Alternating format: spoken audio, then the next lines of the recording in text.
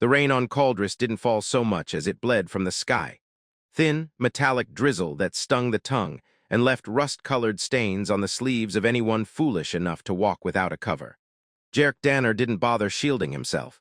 He trudged through the open lot of his grandfather's scrapyard with his hands jammed deep in his pockets, boots crunching against broken panels of old hull plating. He de-walked this ground since he could stand, knew every crooked pylon, every pile of slagged circuit boards, every creak of the half-sunken hangar doors. But today, the place felt unfamiliar, hollowed out, as if it too understood what had been lost. The old man had died quietly in the middle of a shift, grease on his palms and a spanner still tucked into his belt. No final words, no grand legacy, just a mechanic like any other, except for the stubbornness that ran like iron through their bloodline. Jerk had expected to inherit debt, busted tools, and maybe a few clients too broke to pay their invoices. Instead, he'd been given a sealed crate. Heavy, dust-caked, its latches fused from years of neglect. The executor of his grandfather's will had said nothing, only shoved the container across the table with the impatience of someone who wanted the whole affair finished. Now Jerk stood in the darkened workshop at the heart of the yard, staring at the crate under the single humming lamp. He dragged a hand through his mess of black hair, exhaled hard through his nose, and muttered, "Worthless, just like everything else he kept." But he pried the latches loose anyway, sparks flickering as metal gave way. The lid cracked open with the smell of old ozone and something faintly sweet, like burned fruit. Inside, resting on a cushion of decayed fabric, was a smooth, black object the size of a helmet. It wasn't angular or mechanical. It looked like polished stone, surface unbroken save for hairline patterns that shimmered faintly when the light hit them. Not wires, not seams, just lines. Jerk touched it, cold. Too cold considering the room was warm from the fusion lamp overhead. He lifted it out, staggered under its weight, far heavier than it looked, and set it down on the workbench. "What the hell is this, old man?" he muttered. The thing didn't answer, of course. Just sat there, inert and unimpressive, radiating disappointment. His grandfather had spent decades tinkering with scraps, insisting that somewhere in the galaxy's trash heaps lay secrets no one else could see. Jerk had always chalked it up to stubborn fantasy. Now, holding the supposed culmination of that belief, he felt the bitterness curdle in his chest. By dawn, word had spread. On Cauldres, news traveled faster than light through the scrapyard grapevine. When Jerk stepped into the auction hall later that morning, Relic cradled in his arms, the crowd already buzzed. Merchants, scavengers, and mechanics jostled against one another beneath the dangling banners of the harmonized systems accord, their voices thick with derision. "That's the Danner boy. Heard he inherited some rock his crazy old man kept locked away. Probably thought it was a piece of an engine. Humans and their junk. The hall reeked of lubricants and spilled ale, its ceiling lost in shadows where rusted beams crossed like broken ribs. At the center, a raised plinth served as the stage for appraisals. Jerk climbed it, heart hammering, aware of every smirk and chuckle that followed him. He placed the black object on the metal surface, wiped his palms on his coveralls, and gestured to it. "This came from my grandfather's collection," he began, voice rough, carrying farther than he'd intended. "He kept it locked away for decades, said it mattered, said it wasn't what it seemed." The appraiser, a Quarix with gleaming bronze feathers dulled by oil stains, tilted its narrow head. With deliberate slowness, it extended a taloned finger and tapped the artifact. No response. Its beak clicked once. "Decorative stone," it declared, its voice like snapping twigs. "Quarix hatchling art, perhaps worthless."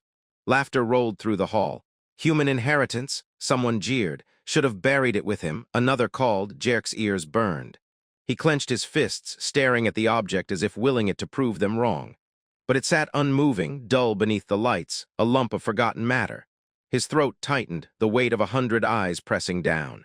He wanted to smash it right there, fling shards into the crowd and wipe those grins from their faces.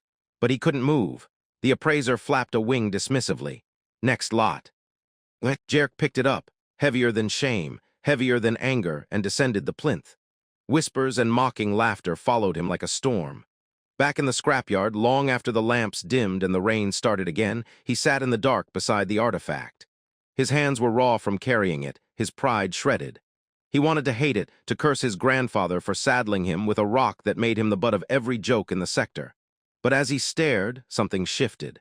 Not in the room, not in the air, within the stone itself. A faint glimmer traced the etched lines across its surface, barely perceptible. It flickered, then faded. Jerk blinked, leaned closer, breath fogging against the cold sheen.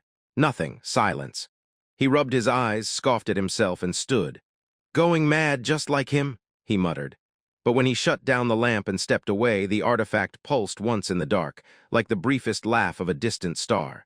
The auction hall still smelled of burnt oil and spilled ale, though most of the crowd had drifted back to their stalls or vanished into the tangled alleys of Cauldress. Jerk lingered near the exit, the black artifact tucked under one arm, feeling every piercing glance of ridicule burn through him. Merchants, scavengers, even the occasional Quarix mathematician, every gaze whispered the same verdict: worthless. The weight of it wasn't just in his arms. It pressed on his chest, on his thoughts, on the little pride he had left. He moved through the rain-soaked streets, boots sloshing through puddles tinged metallic red. Neon signs flickered above, some advertising hyperlane maps, some promising cheap synthetic meals. A few scavengers called greetings, half-hearted, their eyes catching on the object he carried. Whispers followed him, subtle but sharp. The human with the worthless stone, he thinks he's important. Should have left it buried. Jerk didn't answer. He ducked into the underhang of a collapsed shipping gantry, pulling the artifact close, letting the shadows swallow him. He needed space, needed silence, needed to remember why he even cared what anyone else thought. His grandfather's voice, rough and warm, echoed in his mind. Potential is quiet, boy. The galaxy only laughs at what it doesn't understand. He pressed the object against the cold metal of the gantry floor. The faint shimmer returned, tracing the intricate hairline patterns across its surface, almost like a constellation trapped in black stone. Jerk's fingers itched to trace them, to understand what they meant. The laughter of the auction hall replayed in his mind. Worthless, ridiculous. A human trying to touch stars with nothing but grease on his hands. Movement caught his eye, a shadow sliding along the walls, quick and precise. A Quarix figure emerged, feathers wet from the drizzle, eyes sharp and calculating. Jerk tensed, ready to defend himself, but the Quarix held up a hand, talons flexing without menace. "You are the one who inherited the artifact," the Quarix said, voice low and clipped, almost a whisper. "I am Rin Vale." Jerk narrowed his eyes. "I don't need anyone's pity," he said, "least of all yours." Rin tilted her head, the bronze feathers slick with rain. "Not pity, observation, curiosity. I have questions."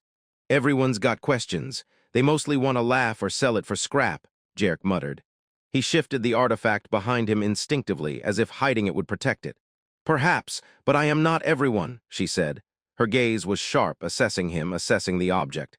"Your grandfather's choice was deliberate. That much is clear, but the galaxy has long forgotten how to see things others can't. I suspect this, stone, is one of those things." Jerk scoffed. "Stone, that's what the auctioneer said, that's what everyone said." He glanced down at it, then back at her, anger and skepticism warring with curiosity. "Why should I believe a Quarix?" Rin's eyes narrowed. "Because I have nothing left to prove to anyone else. I failed once, navigation error, lost crew, lost reputation. I see potential where others see ruin. And this," she gestured to the artifact, "I think your grandfather was right." The rain intensified, drumming on the corrugated metal above them. Jerk frowned. He had no reason to trust her. Quarix were known for efficiency, for rules, for cold calculations. What did one failed navigator want with a broken relic? But something in her stance, her attention, suggested she wasn't mocking him. "I don't know what it does," he admitted quietly. "I've had it 2 days, it's heavy, it hums sometimes. And I swear it feels like it's looking at me when no one else is around." Rin stepped closer, careful not to touch it. "And yet you keep it. That tells me more than your words ever could. You believe it matters, even if you don't understand how." Jerk shook his head, trying to dislodge the creeping doubt. "I'm a mechanic. I fix things. Engines, circuits, scrappers, drones, not whatever this is. Maybe I inherited junk. That's all I've ever gotten from my grandfather, junk I had to make useful." Rin studied him for a long moment, the rain dripping from her feathers like tiny mirrors reflecting the dim light.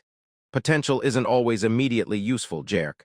Sometimes the galaxy laughs because it fears what it does not recognize. Sometimes it simply lacks imagination."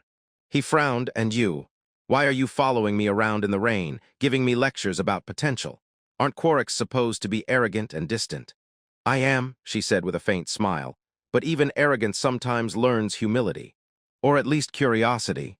A sudden clang echoed from down the alley, distant but sharp, and Jerk instinctively moved to shield the artifact.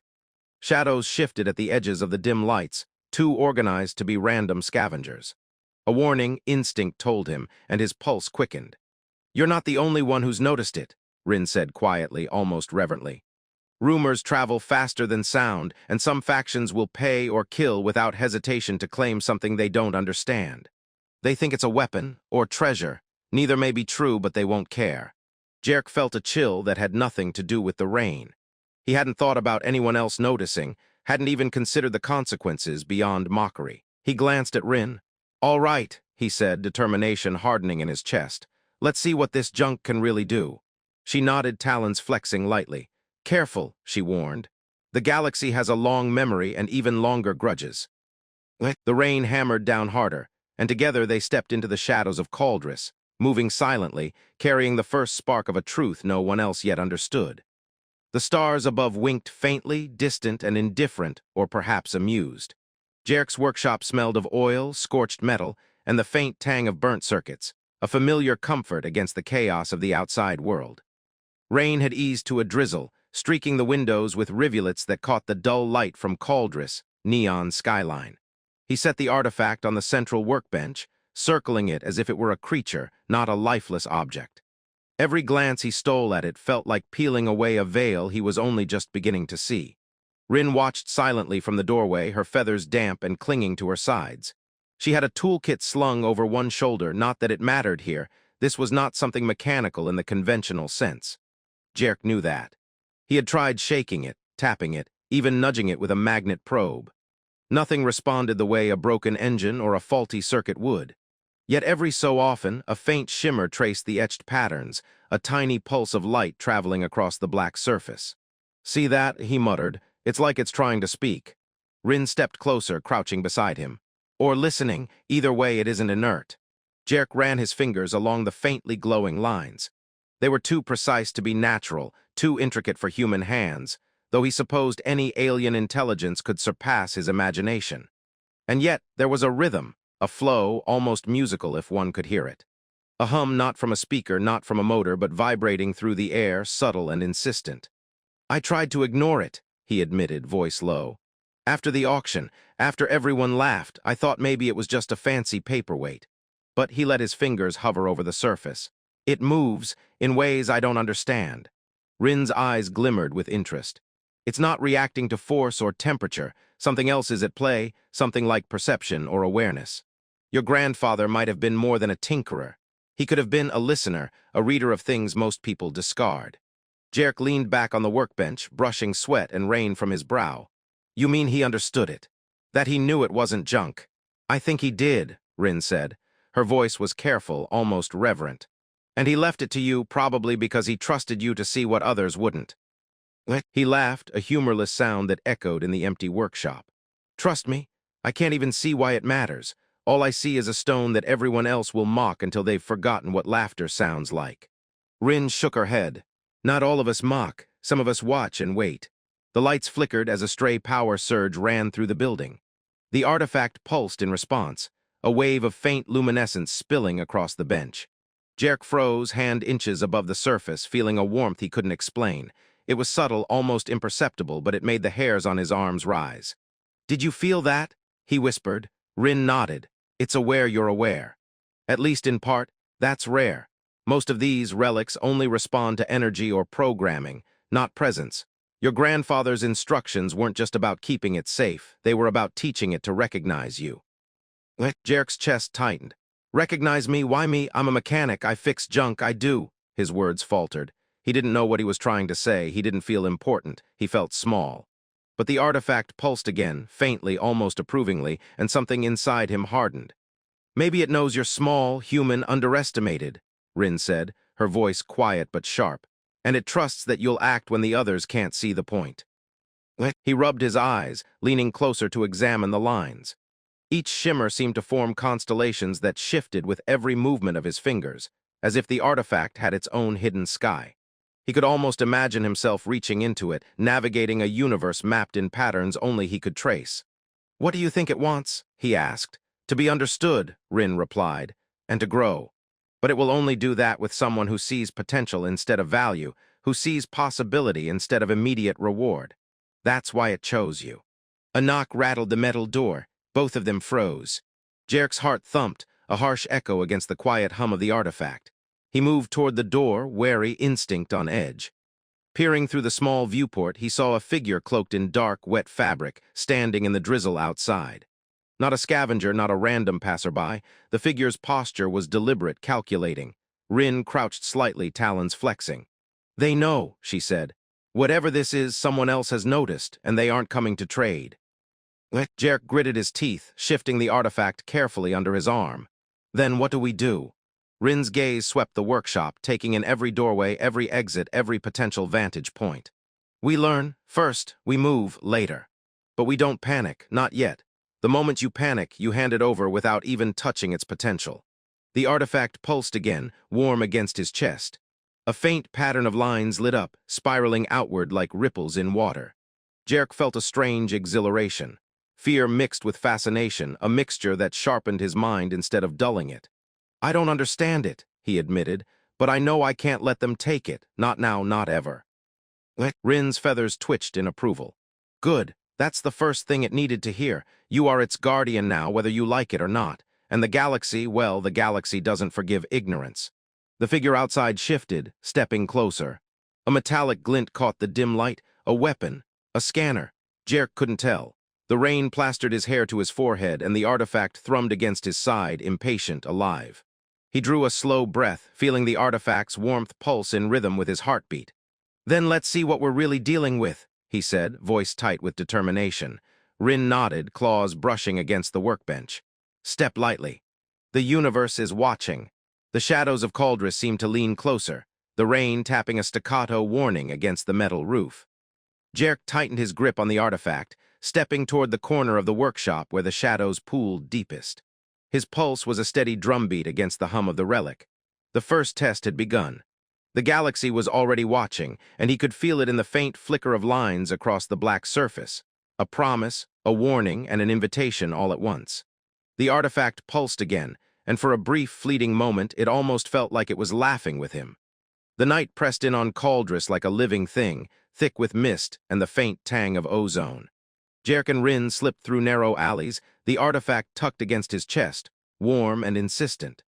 The city was quiet here, away from the neon-drenched markets and scrapyard auctions, yet shadows stretched long and watchful between the ramshackle buildings. Every step felt heavier than the last, each footfall an echo of the awareness that someone or something was following.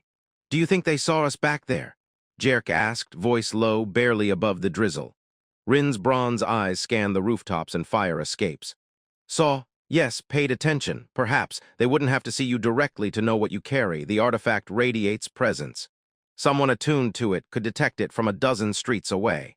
Jarek's fingers tightened around the smooth surface of the artifact. It hummed faintly, as if sensing his tension. "So what now? Hide in the scrapyards. Pretend I'm just another mechanic." Rin shook her head, feathers bristling against the rain. "No, that only buys time. Eventually, curiosity turns to pursuit, and pursuit becomes violence. We move." They ducked beneath a collapsed freight container, water pooling around their boots. Jarek set the artifact down on a rusted crate, the faint shimmer of lines illuminating the dark. He crouched beside it, staring at the shifting patterns. Each flicker seemed almost conscious, rearranging itself like a language he could almost read. "I don't get it," he said. "It's not an engine, it's not a weapon, and it sure as hell isn't a map in any sense I understand. And yet it feels like it's alive." Rin crouched beside him, talons scraping lightly on metal. "That's because it is, in a way, not alive in the biological sense, but sentient. Your grandfather discovered it, understood it in ways the rest of the galaxy cannot. It chose to remain dormant until someone like you could appreciate potential rather than immediate power." Jarek shook his head. "Potential doesn't stop people from trying to kill you. And yet it's still the greatest gift," Rin replied. Her gaze lingered on him, assessing, weighing. "The galaxy is obsessed with tangible value, wealth, weapons, status. Something like this, something that can grow beyond comprehension, terrifies them." A sudden sound, a metallic scrape, made both of them freeze. Jarek snatched the artifact, pressing it against his chest. He caught movement between two buildings. A tall figure clad in black rain-slicked armor gliding with deliberate precision. Not human, not entirely organic either, the Vrath Collective. "They found us," Rin whispered. Jerk's pulse raced. "So what do we do?" Rin's talons scraped the crate as she leapt onto a higher ledge, scanning the area. "We move fast. They expect hesitation. Don't give them that." They slipped through the maze of alleys, jumping debris and ducking under overhangs. The artifact safe but pulsing against his chest like it knew the danger. The Vrath were relentless, their movements calculated, efficient.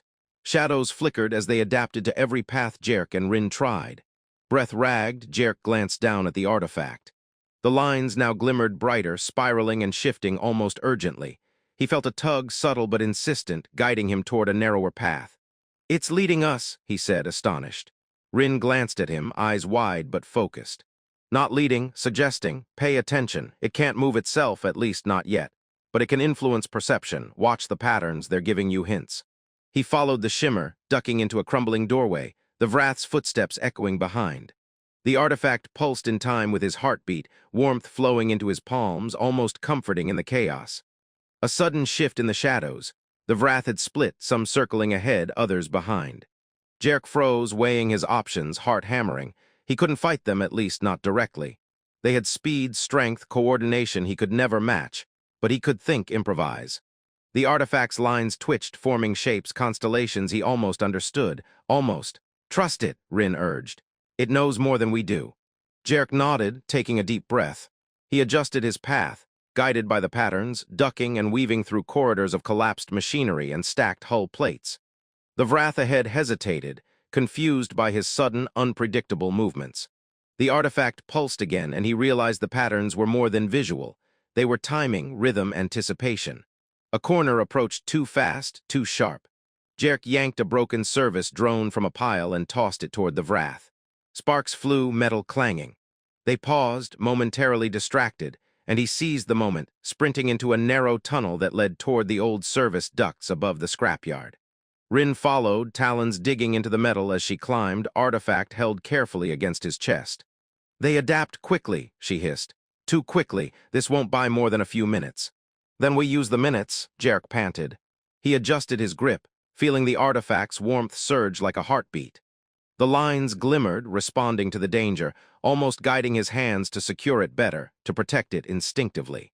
At the end of the duct, they emerged onto the roof of a half-sunken factory, rain washing over them, streaking the neon lights below. The Vrath paused at the edge of the alley, unable to follow without exposing themselves.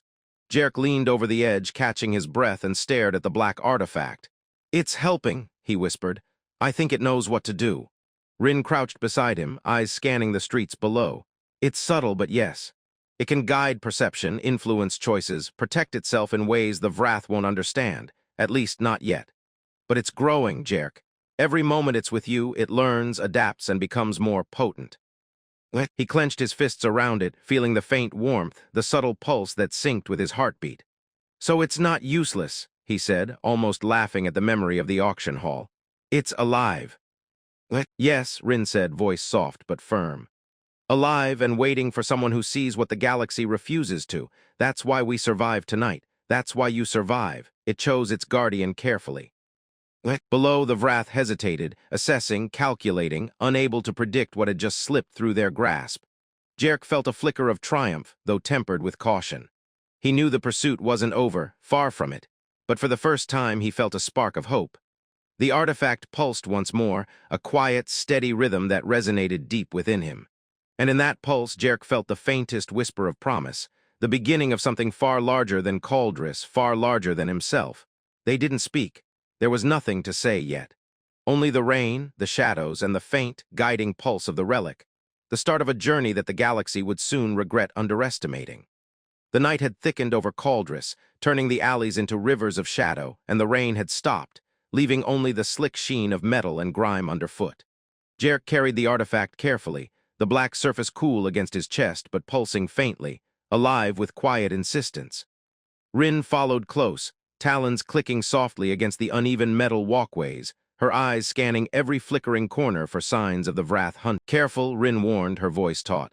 "The Vrath might anticipate obvious routes. They expect panic. They expect predictable flight. Don't give them that." Jerk nodded, swallowing hard, and took a deeper breath. He leapt across a gap in the debris, landing on a rusted platform. The artifact hummed softly, like a heartbeat syncing with his own. He felt a strange comfort in that rhythm, a subtle reassurance that he wasn't alone, even if the galaxy seemed intent on crushing him for carrying it. They reached the interior of the collapsed factory, where shadows pooled thick and the walls groaned under their own weight. Rin moved ahead, scanning with a precision that betrayed her years as a navigator. "They're close," she whispered. "And not alone, look." Through a jagged opening, Jerk saw them. Vrath hunters, sleek and angular, semi-organic forms glinting with wet metal and synthetic tissue. Their attention was fixed, their movements eerily synchronized, scanning for anything out of place. Jerk's stomach tightened. One false step, one misjudged turn, and the artifact could fall into their hands. "Here," Rin hissed. "The ducts, follow me." Jerk ducked into the narrow crawl space above the factory floor, Rin close behind. The metal grated against his knees and elbows, each movement careful, deliberate. The artifact hummed faintly, its lines shimmering in rhythm with his pulse. It wasn't just an object. They both felt it guiding, suggesting, alerting. From below, the Vrath paused. Their scanning sensors clicked and whirred, searching. Jerk could feel the intensity of their attention, mechanical and unyielding, yet there was a hesitation he didn't understand. The artifact pulsed again, subtly, a wave of warmth that seemed to seep into the duct, filling him with an odd clarity. "They can't predict this," Jerk whispered, voice trembling with a mix of fear and awe. "They don't understand it." Rin's talons scraped the metal floor as she crouched beside him. "Exactly. That's why it chose you. The Vrath can adapt to patterns, to repetition, to conventional thinking. But you improvise, guided by intuition, by something organic and unpredictable. And the artifact amplifies that, not just physically but perceptually." He swallowed, trying to make sense of it. The artifact had chosen him. It was alive, and somehow in some way beyond his comprehension it was protecting him, protecting them both. A sudden clatter from the factory floor made them freeze. A Vrath hunter had detected their passage, moving with terrifying speed toward the base of the ducts. Jerk's heart thumped violently. He could feel the artifact's pulse, faster now, insistent, as if urging him to act, to think beyond the ordinary. "Listen to it," Rin urged. "Don't just react, anticipate. It knows the way." Jerk exhaled slowly, letting the warmth seep from the artifact into his hands, and in that moment he understood faintly what she meant. Not the full picture, nothing so complete, but a hint, a suggestion, a rhythm that guided his next moves. He shifted his weight, moved silently across the duct, and felt the pulse quicken in response, almost like approval. The Vrath below adjusted, scanning again, but they were too slow. Every movement of Jerk's, every subtle adjustment in posture and pace, seemed choreographed by the artifact, pushing them away from the hunter's line of sight. Shadows masked him. Metal beams hid his path. He felt a thrill, a terrifying exhilaration, and for the first time a connection, not just to the object, but to something larger, something beyond comprehension. Hours could have passed, or maybe minutes. Time was meaningless in the tense crawl through the labyrinthine ducts. When they finally emerged onto the roof of the factory, the city sprawled beneath them like a sea of lights and mist. Rain began to fall again, gentle this time, washing over them, masking their movements. Jerk set the artifact carefully on a flat section of metal, the lines shimmering softly in the dim neon glow. "We survived," he said, voice raw. "For now." Rin crouched beside him, her bronze feathers slick with rain. "Not because of luck, because of it and you. It chose the right person. You've proven yourself capable of following it, of listening." He stared down at the black surface, faintly luminous, and felt a strange mix of fear and awe. "But what is it really?" he asked. "Not a weapon, not treasure, something else entirely, something alive." "Yes," Rin said, tone firm. "Something that the galaxy doesn't understand. Something that will change everything if it ever wakes fully, and tonight it has begun to trust you. That's why we're alive." The Vrath below lingered a few streets away, scanning, calculating. They had not lost interest. They never would. But for now, the artifact had given them the edge. And Jerk, for the first time, understood that this wasn't just a fight for survival. It was the beginning of a journey far beyond the scrapyards of Cauldress, into the depths of a galaxy that had laughed at him, dismissed him, and now, unknowingly, depended on his persistence. The artifact pulsed once more, a faint, insistent rhythm, almost like a heartbeat, almost like laughter. And Jerk, drenched, exhausted, and exhilarated, felt the first real flicker of understanding. He was no longer just a mechanic. He was the guardian of something the universe had not yet earned the right to comprehend. The artifact pulsed softly on the metal roof, casting faint lines of light across Jerk's hands. He studied them as if they were a map written in an alien tongue, each shimmer a suggestion, a code just beyond his understanding. Rin crouched beside him, her gaze flicking constantly between the black surface and the dark streets below. The Vrath had retreated for now, but their presence still hung in the air like a storm cloud, quiet but unyielding. "We can't stay here," Rin said, voice low and measured. "Not long, they'll adapt. They always do. We need somewhere we can work, someplace the city can't spy on us." Jerk nodded, shifting the artifact to balance on his forearm.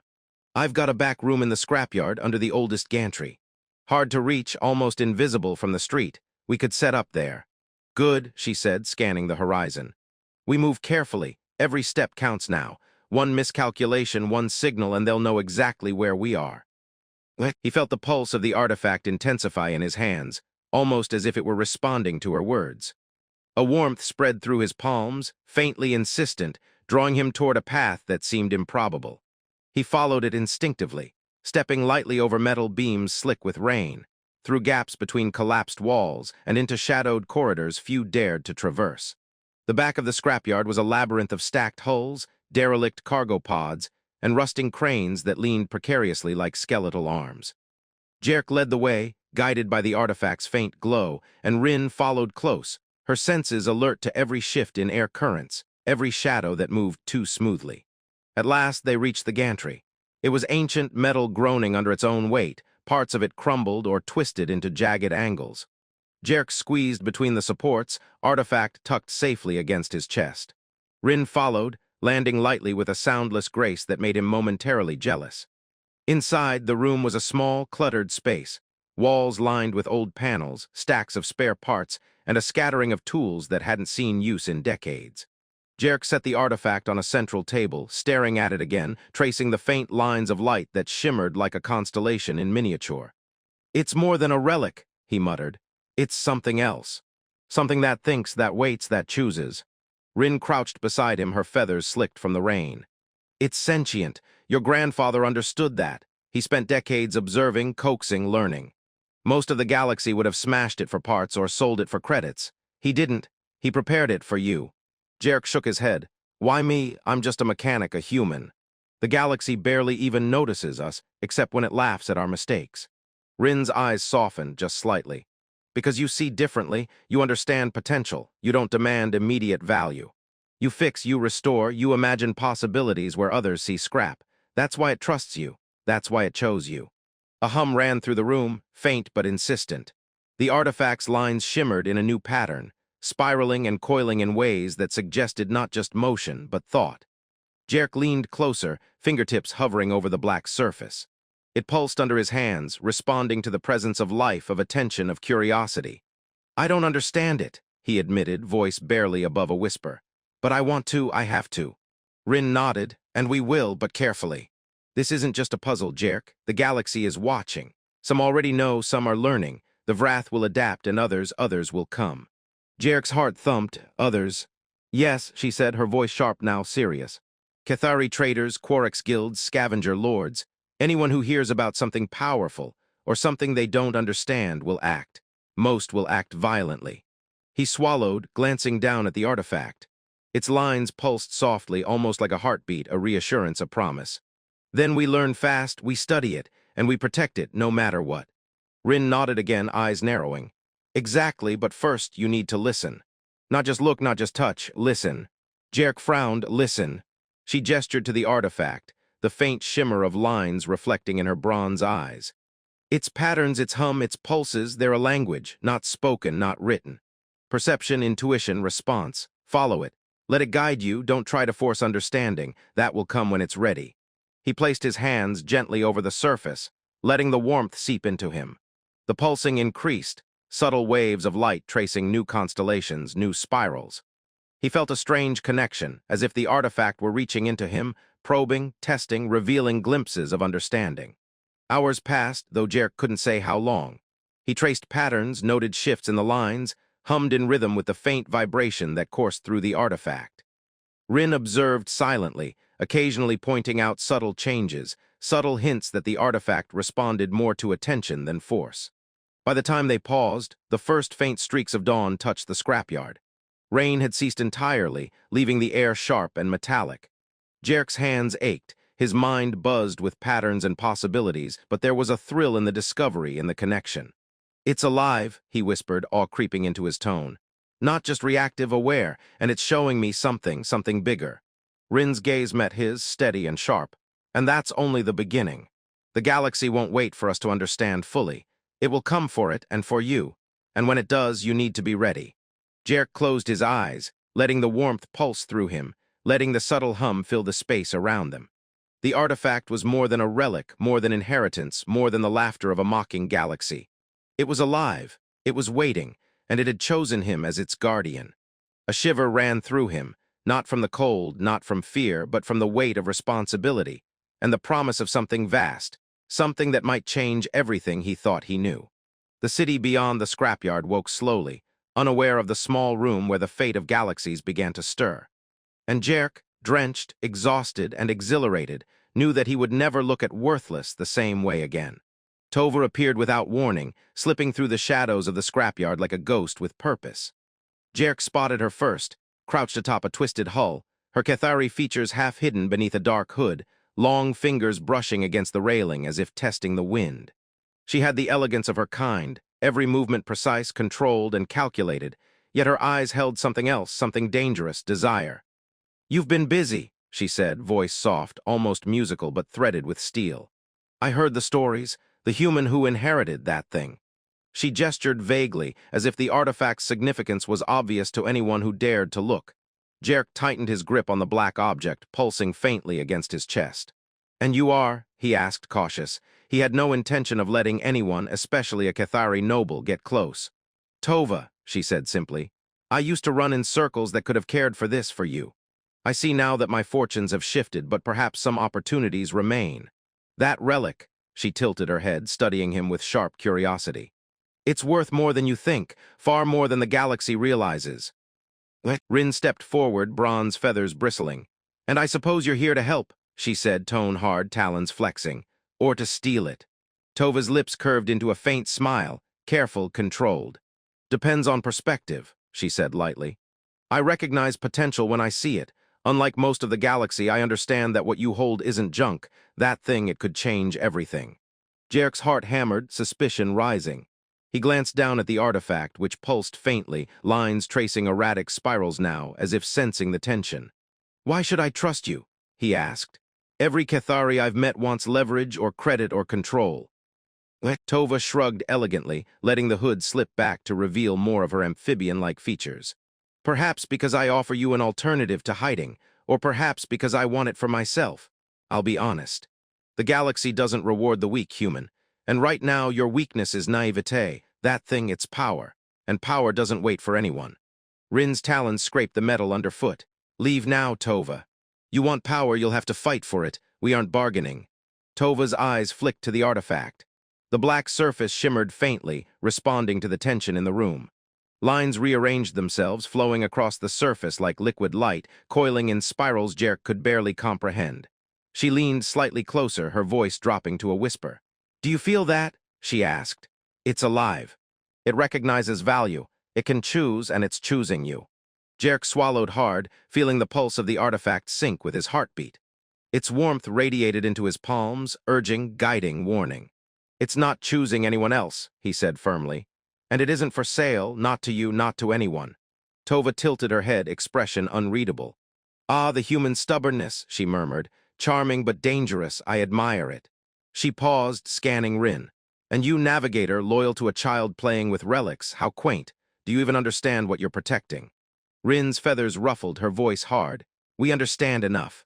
You don't get it, and you never will. Leave now." Tova laughed softly, a sound like ripples over glass. "You underestimate me," she said, stepping closer. "The galaxy has underestimated me my entire life, and I've survived. I survived because I understand the rules.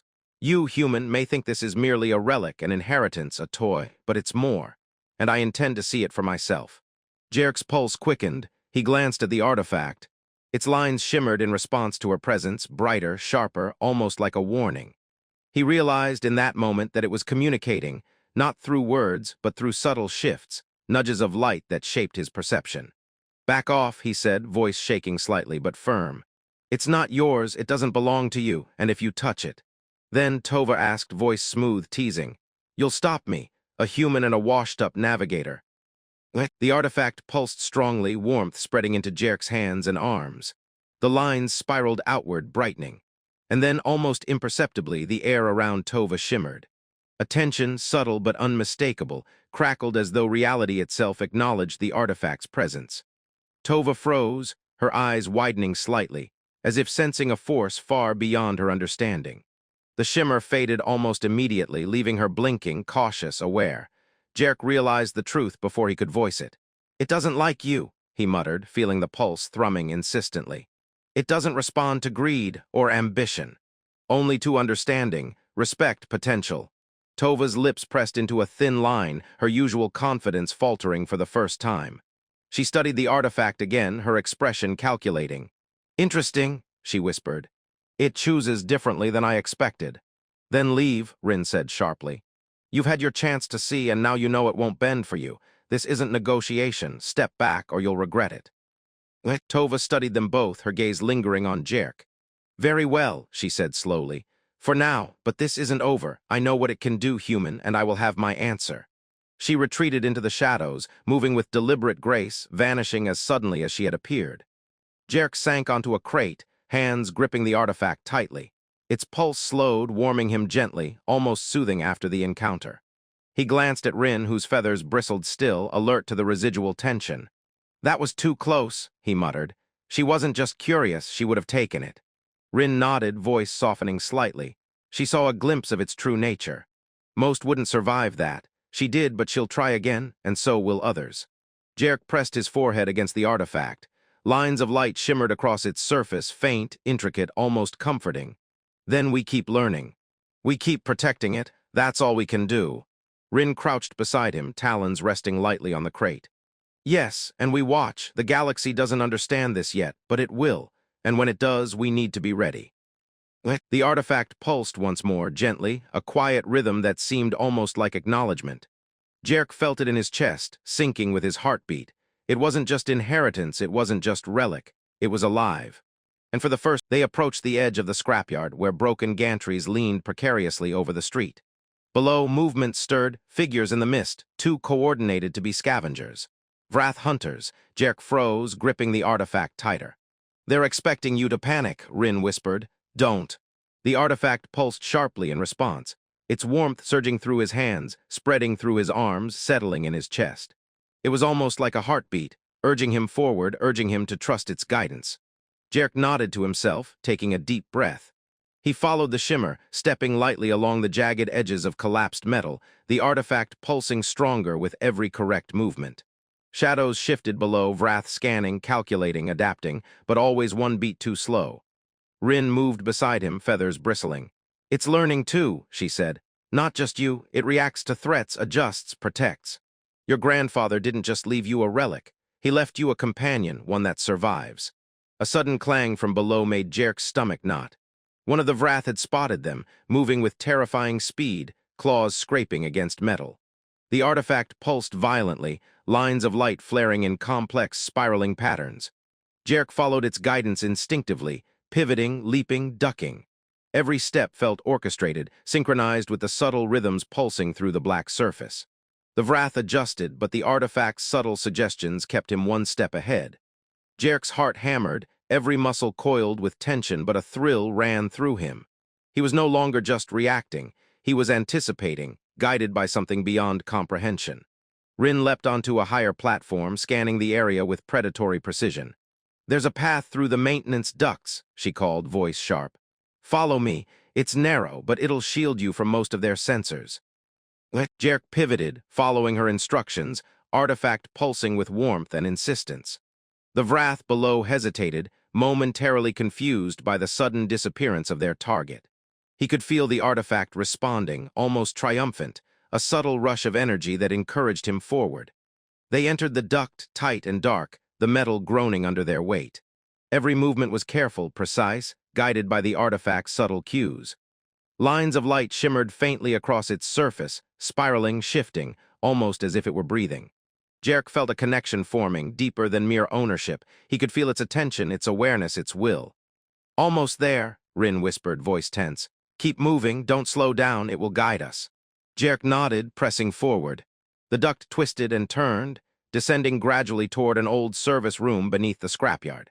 The Vrath pursued, but their movement was clumsy here, limited by the narrow spaces, unable to anticipate the subtle shifts the artifact suggested. Finally, they emerged into a small chamber abandoned decades ago.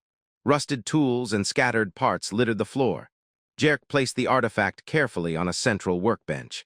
It pulsed gently now, lines coiling into patterns that suggested calm, focus, almost relief. Rin leaned against a wall, talons flexing as she caught her breath. "You're learning faster than I expected," she said. "It's not just protecting itself. It's teaching you, every pulse, every shift, guidance, and you're listening." Jarek sank onto a crate, hands resting lightly on the black surface. "It's alive," he murmured, "not like anything I've ever seen. It's aware, it adapts, it chooses." Rin's eyes softened slightly. "And it has chosen you. That's why the Vrath and Tova can't claim it. That's why they hesitate. They don't understand what it is or what it's becoming." Jarek's gaze lingered on the shifting lines. "Then we keep going," he said firmly. "We learn, we protect, and we discover what it can do before anyone else realizes its power." The artifact pulsed gently, almost like a heartbeat, and Jarek felt its subtle approval, its quiet insistence that he was the right guardian. Outside, the shadows shifted, the city waking, unaware of the small chamber beneath the scrapyard where a human mechanic and a sentient relic had begun to chart a path beyond comprehension. And in that quiet, faint pulse of light and warmth, Jarek understood that the real journey, the one that the galaxy would never anticipate, was only beginning. The chamber beneath the scrapyard felt alive in a way Jarek had never imagined. The artifact sat on the workbench, lines of light coiling and spiraling, pulsing faintly as if breathing.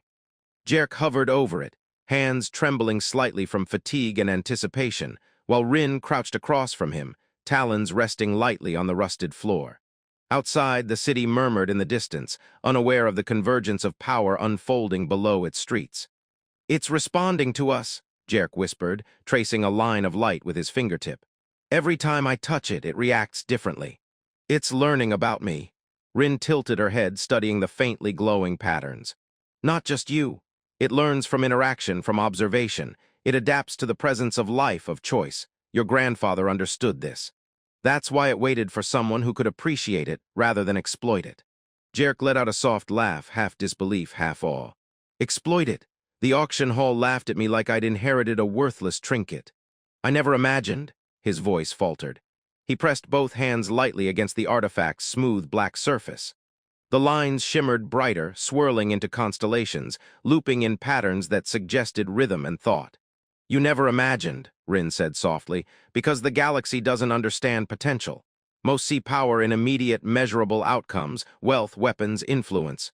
This is different. It doesn't reward instant gratification. It rewards patience, perception, understanding." A sudden flicker of movement outside caught their attention. Shadows shifted in the ruined corridors, deliberate, measured. The Vrath were approaching, scanning, relentless. Jarek's chest tightened as a low hum emanated from the artifact, faint but insistent, almost like a heartbeat syncing with his own. "They've adapted," Rin whispered. "They know we're here, but it's guiding you, Jarek. Don't fight it. Listen." He nodded, hands brushing over the black surface. Pulses of warmth spread through him, urging him to move, to anticipate. Patterns of light traced across the artifact's surface, shifting, spiraling, as if communicating a path, a solution, a defense. The Vrath entered the chamber, their sleek forms moving like predators. Metal clanged, claws scraping against the walls, but the artifact pulsed faster, brighter, guiding Jarek's instincts. He sidestepped a lunge, pivoted around a beam, almost anticipating the hunter's movements before they happened. "Good," Rin said, voice low but approving. "It's teaching you. Every choice, every response. It's a lesson in survival, in perception. Don't underestimate it." Jarek felt exhilaration surge through him. He dodged another strike, this time using the artifact as a shield of intuition rather than physical protection. Each shimmer of light seemed to indicate timing, position, leverage, an invisible mentor guiding him through the chaos. The Vrath adapted again, faster, but still one step behind. Jerk's awareness expanded, not just physically but mentally. He felt the artifact's presence in his mind, subtle, insistent, teaching him patterns, revealing possibilities. Lines of light coiled and arced like living constellations, pulsating in response to the immediate danger. "We need to move it," Rin said, scanning the chamber for exits. "They'll overwhelm us if we stay." Jerk nodded, carefully lifting the artifact. It pulsed warmly, almost approvingly. The lines shimmered, forming a new pattern, an exit, a safe path through the ruins. He followed instinct, guided by the subtle cues, and Rin flanked him, ready to strike if the Vrath closed the distance. The chamber twisted around them, debris falling as they navigated jagged metal and broken platforms. The Vrath pursued, relentless, calculating, but the artifact's guidance allowed them to remain one step ahead, dancing through shadows, evading capture. Finally, they reached a collapsed gantry, the edge overlooking a flooded industrial basin. Below, rusted walkways and platforms formed a labyrinth, treacherous but navigable.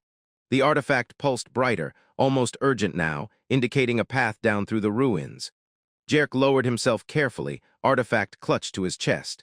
The lines shimmered, wrapping around his awareness, guiding him with subtle, almost conscious precision. The Vrath paused at the edge, uncertain, adapting too slowly to predict the human's unconventional descent. Rin followed, agile and alert, scanning for traps and ambushes. "It's choosing its guardian," she murmured, voice low. "Every pulse, every shimmer, it trusts you. That's why you survive." Jerk exhaled, heart pounding, feeling the artifact's warmth spread through him. He realized it wasn't just a relic. It was alive, sentient, guiding, teaching. Every movement felt orchestrated, yet fluid, organic, a harmony of instinct and instruction. The Vrath, momentarily stalled at the top of the gantry, hissed in frustration, their patience thinning. But Jerk felt no fear, only clarity. The artifact pulsed steadily, synchronizing with his heartbeat, suggesting the next move, the next choice, the next survival. They reached the lower platforms, careful, deliberate. Water lapped around their boots, the air heavy with mist and the scent of rust. The artifact pulsed gently now, almost like approval. The Vrath hesitated above, unsure how to proceed, unable to predict the next step. Jerk placed the artifact on a secure platform, lines of light tracing patterns that suggested calm, focus, and readiness. He looked at Rin, who nodded, talons flexing in approval. "It's more than we imagined," Jerk whispered, awe-threading his words. "It's alive, it's aware, it's teaching me." "And it has chosen you," Rin said firmly. "The galaxy doesn't understand it yet, but when they do, they'll come. And you'll need every lesson it can give. Every pulse, every shimmer, remember them. They're your guide, your teacher, and your shield."